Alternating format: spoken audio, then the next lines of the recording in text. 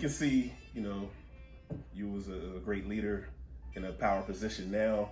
I can see you making a concerted effort to kind of promote diversity and inclusion with the membership, with these committees, which I didn't even know that was a thing, that was something you could even bring about under the union. Yeah. How's that working? How's that an effective way to involve the employees and the membership? Yeah.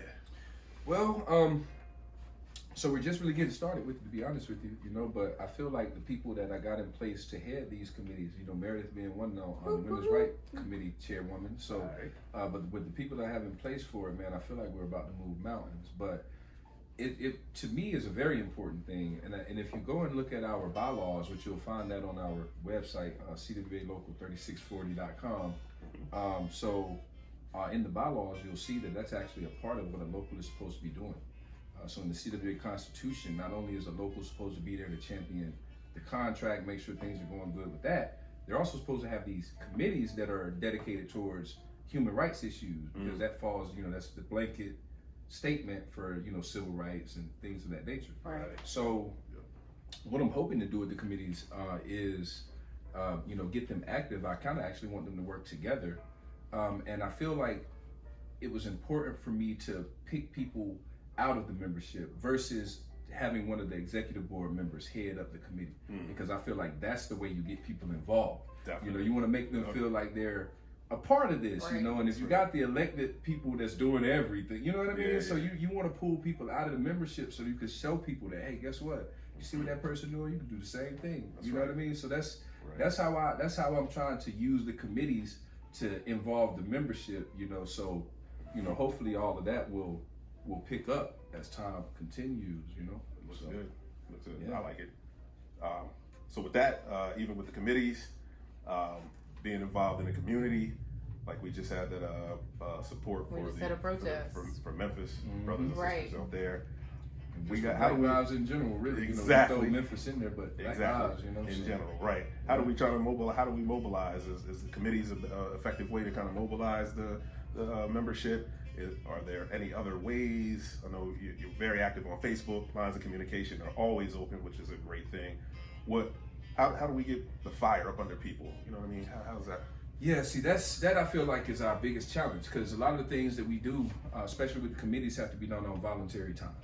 And getting people to dedicate their time to something is hard. Very hard, So I mean, I feel like we need to start making it a situation where we, that's kind of the reason why I felt it important to open up the line of communication, to make sure people feel like they can feel confident in the information that I'm giving them, because at the end of the day, you're building relationships with people. Right. And they'll be more willing to do things with you and for you when you have those types of relationships with people. So, the more the committees get out and, engage the membership, right. With positivity and just things that we're trying to do, with movements and actions, I feel like that's what's gonna really, really, get us off the ground. And with that whole Black Lives thing, I kind of wanted to touch on that real fast too, because take your time we have a lot of issues with that. And when we did the rally, actually, a couple people kind of pushed back behind closed doors about it, because it's just that's the society that we live in. And what I think that the problem with it is, they associated to Black Lives Matter, the group, the organization. Yes, there's a big confusion with the terms and how they're being used. And how it interchanges, and they try to always attach it, though, to that organization. Right, and you made a good point to specifically say. And to clarify, the organization is fine. Yeah, if you want to support it, we're not against it in no way, shape, or form. Outside of the CWA, me and Brian do things for Black Lives Matter in general. Yeah. Nothing wrong with it, but the specific event that we had was related to workers' rights in Memphis, related to a set of employees that were treated poorly, that were Black, and we were supporting Black lives. Black lives, exactly. Period. Yeah. Exactly. So, so we're trying to continue that. And, I've actually been, I'm on a steering committee right now within District 3. So CWA as a national is broken down into districts, and we're in District 3. Okay. So in District 3, we have come up with these ideas to try to tackle racism within CWA. And we've seen recently it's been all interesting. over the place. Yeah, it's been interesting to say the least. So because of the Facebook page, But we're just really getting gangsters. we're just really getting started with that. And so far we've put together a letter that we're going to send out to all of the local presidents, and we're going to have them sign the letter. And the letter basically is a commitment for each local to not only make sure that to not only say that they are against systemic racism and sexism, because we made sure we added that too. Oh yeah. Because that falls under the Exactly. women's rights and all Exactly. that, So, and transgender and well, everything like that we tried too. to cover all of the above Right. with it. So we made sure that they're actively taking a stand to say that they're against it, and not only that, but they're going to create committees within their locals to actively go out and do community events to create change.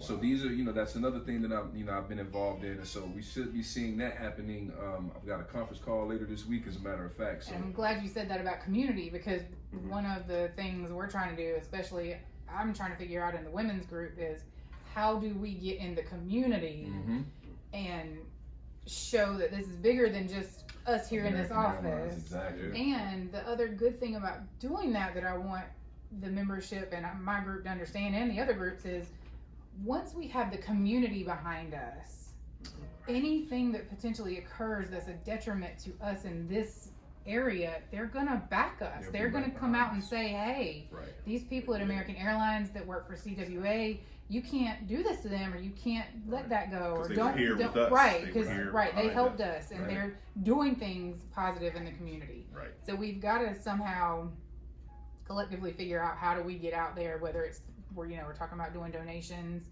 for certain things. There's an organization that I personally draw to for helping third world country women with not having enough menstrual supplies. Oh, wow, okay. That's a major problem in a lot of areas that we don't know about because we don't deal with that here. But it's a major world problem. But these are things we need to spread throughout the community, And a challenge that y'all are gonna have with the committees is that you can't advertise political movement on company property. So that's another issue that we kind of run into under the Railway Labor Act. Doesn't allow for you to do that at all. So, and I actually try to use that as a way to educate people on how corporate America actually feels about you. Right. And not only that, but also the Railway Labor Act is a law that you can change if you put the right people in place to change it. So if you actually want to go and you want to see some particular thing, you elect the right people, and we can make the necessary adjustments, and be even stronger as a labor union, because that's our issue. The Railway Labor Act, a lot of people talk about their dues and the fact that when they work for an airline that's covered under their union, they have to pay dues whether you're an agency fee objector or not. You pay the same amount of dues, don't matter, we were just talking about and that they don't like that, right? And they think that this is being forced on them somehow, some way. Right. But what people don't understand historically, the reason why this was built into the Railway Labor Act is to save your union, because you wouldn't do it on your own. And I feel like that's the problem. It's genuinely, literally built into it so that the union can survive. And back that's us it. Then. That's it. That's fair. That is it. All other sectors, the private sector, they're all, CWA covers a little over 700,000 people, but the vast majority of those people actually are electing to be union members. So if you work for AT&T, you work for Verizon, you literally do have a choice. And so 50% of your call center might be covered or might be paying dues, let me put it that way. Right. The other 50% is not, but guess what? All 100% of them though is covered by the contract. That's crazy. So that to me is real crazy. It's like you're getting something for nothing. Right. So and so people just think that when they come into these environments that, we deal with it right here at American Airlines. People, when they start working here, they get all of these benefits and they love it, and they think that it just fell out of the air. Right. This is just a great job. Right. I just landed the interview and it's I'm a great telling job. you, it's a good job. And so we That's just, not, and then they complain about all this other little silly stuff, and it's like, nah, you don't even really know what you're trying to change. And then they get chewed out by somebody that's worked here for 25 or 30 years, who's been through the 3 bankruptcies and had to pay cuts, and they're like, that happened. Yeah. So, we can learn a lot, man, from our elders, man, from the people that, came before us in this industry, especially. Yeah. They can tell us a lot. Yeah, they got the stories. They really do. And I'm not saying that they're always going to be right about everything, right? Because, each experience is different, but they definitely are bottles of wisdom when it come down to a lot of stuff, Yeah. So, man. You were going to touch on, in the community and backing, people running for office. You had somebody. Local candidates. Local candidates. You were going to talk about. Yeah. So specifically that you. One of my good friends over in the East Winston, man, born and raised in Winston-Salem. Him and his mother, as a matter of fact. But Michael Banner is running for East Ward. Okay. And so trying to get behind him on that, man. It's a whole grassroots organization. He's real big in community farming and trying to bring. Because East Winston is considered a food desert. I don't know if you guys knew that. Yeah. So he's really been real big in trying to bring attention to that. Yeah, the urban farmers or something. Yeah. Urban it's on our website. Yeah. So I think he's sitting on the board of one of those, as a matter of fact. So, one of his big things, tell you the guy got a green thumb beyond belief, and his mother, I don't know his mother as well, obviously, but, the apple don't fall far from the tree. Right. And this is one of the most genuine brothers I've ever met in my life, man. Sharp as a tack, and for the last 8 or 9 years or so, I can say that he's really, really been trying to be active in East Winston in the community. So much so now that he petitioned to have his name on the ballot. He has been hitting the streets, right. And he got over 700 signatures in the East Ward. So he's really making moves. Proving it, He really is. And his mother, real funny thing about that, she said that she was going to have her name is going to be written in. And he told me, how did he tell me that happened? It was something about the law in Winston-Salem about the person running for mayor. And so they were trying to not let her get on the ballot at first. She goes, pull the law, go down to city council. Oh, look at this right here. Wow. Okay, we're sorry, Miss Williams. We get your name on the. Yeah. What? Yeah. So that's how she got on the ballot. Wow. Interesting. So she's an author. Yeah, she's an author. Yeah. Cool. Yeah. Okay. So her is Saving Pete is the name of the book. I have it. It's in my truck. I gotta get it out of my truck. I would like to plug it. But, yeah. Okay. But Saving we'll put a link up. We'll we link can do that. Definitely put that on the site too. Yeah. Nice. But so those are the people that I'm backing locally, and like I said, you get behind people locally, man, and that's as we all know that your local positions are like everything, right? And this is something we talked about in a different interview with Stephen DeFiore, who's running for governor. Mm-hmm. I think what a lot of local people forget, and this goes out to our members, we have the right to go to the city meetings. Exactly. So speaking of Michael Banner, if there's something we want to see changed or brought forward here locally in Winston, we need to pull together and go to these meetings and voice our concerns, because these are the people then that take that to the higher level local to get these things done, whether it's speed bumps in a neighborhood or what was the other example we had the other day about I think we talked about stoplights and things like that, busy intersections, right, where kids have been hurt, even where businesses, even just the investments in the local businesses in the area, man, because that's what I think that Michael Banner saw as like the big issue, and that's what he's trying to tackle, is the fact that there has not been any meaningful investment in that area in years. Okay. When I say, I mean years, bro. Yeah. So it's like they completely abandoned East Winston. Yep. So that's kind of the thing, man. The city does not care about it at all. Man. We even were trying to explain to other members where it was at geographically, right. And we could not even get them to understand where the area was. Right, that's how forgotten about it. Right. It really is. Right. They put the water park, when they built the water park here a couple years ago, this side of Winston-Salem has not been over there yet. And they won't go. Just because where it is. Just because of where it's located, man. And so that's the thing. And they put it smack dab in the middle of the East Winston, right off of Waterworks. You know what I mean? But it's just the fact, though. It's like because of where it is, you'll have certain segments of the city that will never go. And so to me that's sad. It is really It is. Yeah. But that's what it takes, mobilizing. That's what committees can do.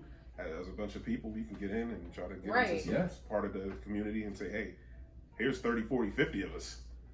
we and want to y'all do this got with you this money guys. set aside to do Yeah, this. Let's put a park here.